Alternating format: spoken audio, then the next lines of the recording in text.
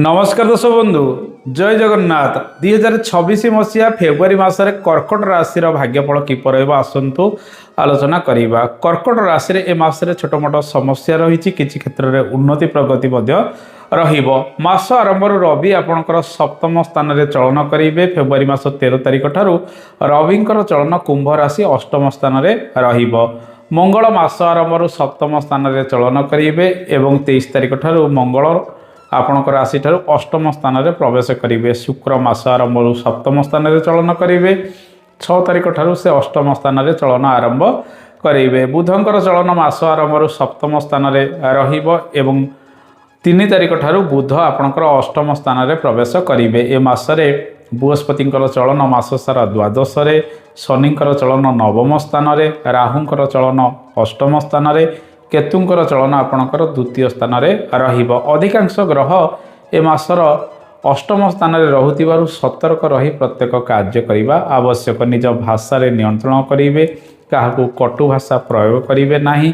खर्च वृद्धि व्यय वृद्धि विभिन्न दिगरे लगी रही संभावना रही। वाद विवाद में आपड़ ये मासरे पड़ी पारती किंबा पुरातन विवाद आग को बढ़िवार संभावना रही। जेहेतु राहु मंगल रवि बुध शुक्र इत्यादि 5 ग्रहंकर जोग संबंध ए मासरे अष्टम स्थान में हवाकू जाऊँगी। ए मासरे हृदरोग प्रति आपन टिके अधिक केयरफुल रहिबे। डायबिटीज एवं रक्तचाप बढ़ी पारे, स्नायुविक दुर्बलता, हाड़ गोड़े समस्या, ऑपरेशन इत्यादि हबार संभावना बढ़िबो जदि पूर्वरु आपणकर रोग वृद्धि सब से रिलेटेड किछि रहितला। दर्शक बंधु ए मासरे डाक्तरंकर परामर्श ठीक समय करंतु एवं मेडिसिन ठीक समय खाइबा आवश्यक। कहा सहित गंडगोल विवाद इत्यादि करंतु नहीं। जानवाहन प्रति टिके ए मासरे सतर्कता अवलंबन करबा आवश्यक, कारण राहु मंगल अष्टम रे रहिले वाद विवाद मध्य उपजाई पारंती।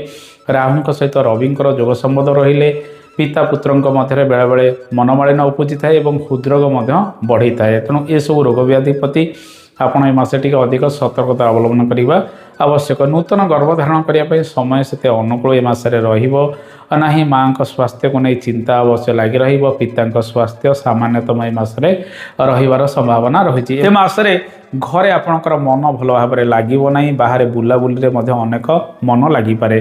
सतर्क रहिबे। श्री हनुमानकर उपासना सर्वदा करिबा आवश्यक। कौनसी दूर स्थान को हठात गस्त मध्य करि पारंती। रिसर्च गवेषणा रे अधिक मनोयोग दे पारंती। डीप नॉलेज गुड़िक नवाई मध्य ए मासरे आपण चेष्टा करेंगे। जो मैंने विशेषकर क्रिएटिविटी संबंधित कार्य कर गुप्त ज्ञान आहरण करने चाहते ये मासरे से किसी नूतन पदक्षेप नहीं पारती। रिसर्च गवेषणामूलक कार्य क्षेत्र में आप आग को बढ़िया आवश्यक। ए मासरे धन संचय आपण हाथ में भल रही। विभिन्न दिगरे बद खर्च बढ़िवार संभावना रही। विवाद मेडिकल बिल बढ़ी पारे एवं विभिन्न सूत्रु आपणकर व्यय वृद्धि हबार संभावना ए मासरे रही। से सबू को आपको ध्यान देवा पड़ो और खर्च को मास आरंभ नियंत्रण रखा आवश्यक। रोजगार बहु परिश्रम आपण पाखक आसब। 23 तारिख पर्यंत जहाँ जमी रोजगार स्थिति रु मासर शेष सप्ताह ठारू निजर रोजगार को नहीं आप बहुत चिंता प्रकट ए मासरे करिपारंती।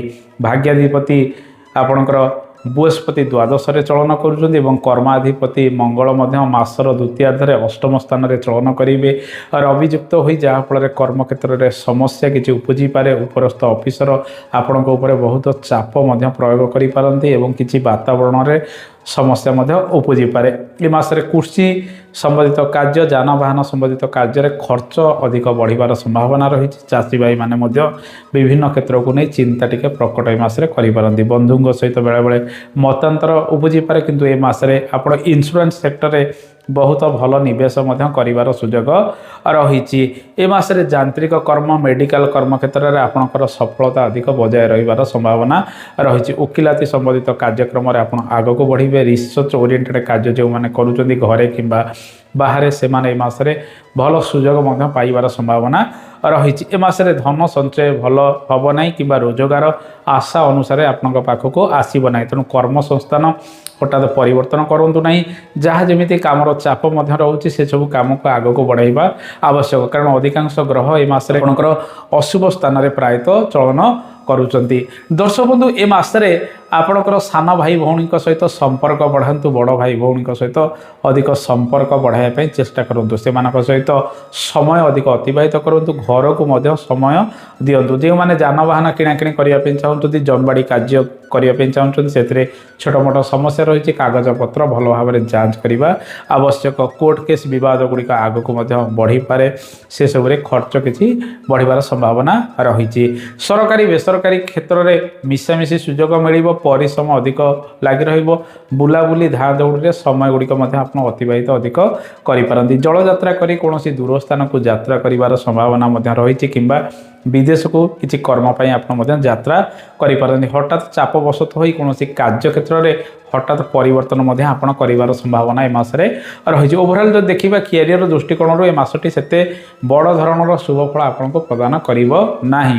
ବ୍ୟବସାୟ ବାଣିଜ୍ୟର ସ୍ଥିତି ଯଦି ଦେଖିବା ମିଶ୍ରିତ ରହିବ, ଆୟ ଯେମିତି ବ୍ୟୟ ସେମିତି ବ୍ୟବସାୟ ବାଣିଜ୍ୟରେ ରହିବ। ଅଧିକ ଋଣ ଆପଣ ଏ ମାସରେ ନିଅନ୍ତୁ ନାହିଁ, କିମ୍ବା ବାକି ବୁକର ଅଧିକ ଏ ମାସରେ ପକାନ୍ତୁ ନାହିଁ। ଆସନ୍ତୁ ଜାଣିବା ବିଦ୍ୟାର୍ଥୀମାନଙ୍କ ପାଇଁ ସମୟ କିପରି ରହିବ। ବିଦ୍ୟାର୍ଥୀମାନେ ଆପଣଙ୍କର ପଞ୍ଚମ ଭାବର ଗ୍ରହ ଆପଣଙ୍କ ରାଶି ପାଇଁ ମଙ୍ଗଳ ଅଟନ୍ତି, ଭାଗ୍ୟାଧିପତି ବୃହସ୍ପତି ଏ ମାସରେ କିଛି ଶୁଭ ଅଶୁଭରେ ରହୁଥିବାରୁ ବିଦ୍ୟାର୍ଥୀମାନେ କଠିନ ପରିଶ୍ରମ କରିବା ଆବଶ୍ୟକ। ଆପଣ ବେଳେବେଳେ ଟିକେ ଜିଦି ସ୍ୱଭାବର ହୋଇପାରନ୍ତି, ଚିଡ଼ଚିଡ଼ା ସ୍ୱଭାବର ମଧ୍ୟ ହୋଇପାରନ୍ତି, ପାଠପଢ଼ାରେ ଟିକେ ଅବହେଳା ପ୍ରଦର୍ଶନ ମଧ୍ୟ କରିବାର ସମ୍ଭାବନା ରହିଛି। ଲଭ୍ ରିଲେସନସିପ୍ କାହା ସହିତ ବଢ଼ିପାରେ, ଯାହାଫଳରେ ପାଠରେ ମଧ୍ୟ ବ୍ୟାଘାତ ଉପୁଜିବାର ସମ୍ଭାବନା ବଢ଼ାଇପାରେ। ଯେହେତୁ ପରୀକ୍ଷାର ସମୟ ରହୁଛି, ଅଧିକ ମନ ଧ୍ୟାନ ଦେଇ ପାଠପଢ଼ାରେ ଆପଣ ଆଗେଇବା ଆବଶ୍ୟକ। ଆସନ୍ତୁ ଜାଣିବା ଦାମ୍ପତ୍ୟ ଜୀବନ କିପରି ରହିବ। ଏ ମାସରେ ରବି ସୁଧି କି ଗୁରୁ ସୁଧି ଆପଣଙ୍କ ରାଶିରେ ରହୁନାହିଁ, ତେଣୁ ଶୁଭ ମାଙ୍ଗଳିକ କାର୍ଯ୍ୟଗୁଡ଼ିକ କରିବା ପାଇଁ ମାସଟି ସେତେ ଶୁଭପ୍ରଦ ରହିବ ନାହିଁ।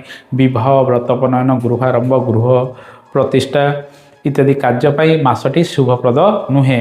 ଦର୍ଶକ ବନ୍ଧୁ ଏ ମାସରେ ଦାମ୍ପତ୍ୟ ଜୀବନରେ ତାଳମେଳ ସବୁ ସମୟରେ ରହିବ ନାହିଁ। ରବି ମଙ୍ଗଳଙ୍କର ସ୍ଥିତି ସପ୍ତମରେ ଏବଂ ଅଷ୍ଟମରେ ରହୁଛି, ରାହୁଙ୍କର ସ୍ଥିତି ମଧ୍ୟ ଅଷ୍ଟମରେ ରହୁଥିବାରୁ ଜୀବନସାଥୀଙ୍କ ସହିତ ଛୋଟ ମୋଟ କଥାକୁ ନେଇ ବେଳେବେଳେ ମତାନ୍ତର ଟିକେ ଉପୁଜିପାରେ। ତାଙ୍କ ଦେହ ପା ମଧ୍ୟ ବେଳେବେଳେ ଅସୁସ୍ଥ ହୋଇପାରେ, ସେ ବେଳେବେଳେ ଟିକେ ରାଗି ଯାଇପାରନ୍ତି। ତାଙ୍କୁ ମନେଇବା ପାଇଁ ସର୍ବଦା ଏ ମାସରେ ଆପଣ ଚେଷ୍ଟା କରିବେ। ପରିବାରକୁ ସମୟ ଦିଅନ୍ତୁ, ମାଆଙ୍କୁ ସମୟ ଦିଅନ୍ତୁ, ପିତାଙ୍କର ସ୍ୱାସ୍ଥ୍ୟର ଯତ୍ନ ନିଅନ୍ତୁ। କୃଷି କାର୍ଯ୍ୟରେ ଛୋଟ ମୋଟ ସମସ୍ୟା ରହିବ। ପୁରାତନ ଗୃହ କାର୍ଯ୍ୟ ଗୁଡ଼ିକ ତ୍ୱରାନ୍ୱିତ କରିବେ, ସେଥିରେ ଖର୍ଚ୍ଚ କିଛି ବଢ଼ିବ। ବିଭିନ୍ନ ଜିନିଷପତ୍ର କିଣାକିଣି କରିବାର ଆଗ୍ରହ ମଧ୍ୟ ଆପଣଙ୍କର ଏ ମାସରେ ଅଧିକ ରହିପାରେ। କାହା ସହିତ ଗୁପ୍ତରେ ସମ୍ପର୍କ ମଧ୍ୟ ବଢ଼ିବାର ସମ୍ଭାବନା ରହିଛି, ଯେହେତୁ ଶୁକ୍ର ମଙ୍ଗଳଙ୍କର ଯୋଗ ସମ୍ବନ୍ଧ ମଧ୍ୟ ଏ ମାସରେ ରାହୁଙ୍କ ସହିତ ରହିବ। ଯଦି ଆପଣ କାହାକୁ ପ୍ରେମ କରୁଛନ୍ତି, ପ୍ରେମରେ ତ ବିଘ୍ନ ଉପୁଜିପାରେ, କିନ୍ତୁ ସେ ଆପଣଙ୍କୁ ଧୋକା ଦେଇପାରେ, ଆପଣଙ୍କର ପାର୍ଟନର ଯିଏ, ତେଣୁ ସମ୍ପର୍କରେ ପଡ଼ି ଧୋକା ମଧ୍ୟ ଖାଇପାରନ୍ତି। ଦର୍ଶକ ବନ୍ଧୁ ଆସନ୍ତୁ ଜାଣିବା ଏ ମାସରେ କେଉଁ କେଉଁ ଉପାୟ ଗୁଡ଼ିକ କରିବେ। ଏ ମାସରେ ପ୍ରତ୍ୟେକ ଦିନ ସୁନ୍ଦରାକାଣ୍ଡ ପାଠ କରନ୍ତୁ, ସେ ହନୁମାନ ଚାଳିଶା ପାଠ କରିବା ଆବଶ୍ୟକ। ବୁଲା କୁକୁର, କାଉ, ମଇଁଷିକୁ ପ୍ରତ୍ୟେକ ଦିନ ଖାଇବାକୁ ଦିଅନ୍ତୁ। କଳା ଦ୍ରବ୍ୟ କିଛି ଶନିବାର ଦିନ ଆପଣ ଦାନରେ ଦିଅନ୍ତୁ। ଓମ୍ ନମ ଭଗବତେ ବାସୁଦେବାୟ ମନ୍ତ୍ର, ଓମ୍ ଗଂ ଗଣପତାୟ ନମ ଏ ମନ୍ତ୍ରକୁ ଜପ କରନ୍ତୁ ପ୍ରତ୍ୟେକ ଦିନ। ଆଶା କରେ ଏ କାର୍ଯ୍ୟକ୍ରମଟି ଆପଣଙ୍କୁ ଭଲ ଲାଗିଥିବ। କାର୍ଯ୍ୟକ୍ରମ ସମ୍ପର୍କରେ ମତାମତ ଦେବେ। ଆଜି ତ ସମୟ ହେଇଯାଇଛି, ଆଜି ପାଇଁ ଏତିକି। ନମସ୍କାର, ଜୟ ଜଗନ୍ନାଥ, ଧନ୍ୟବାଦ।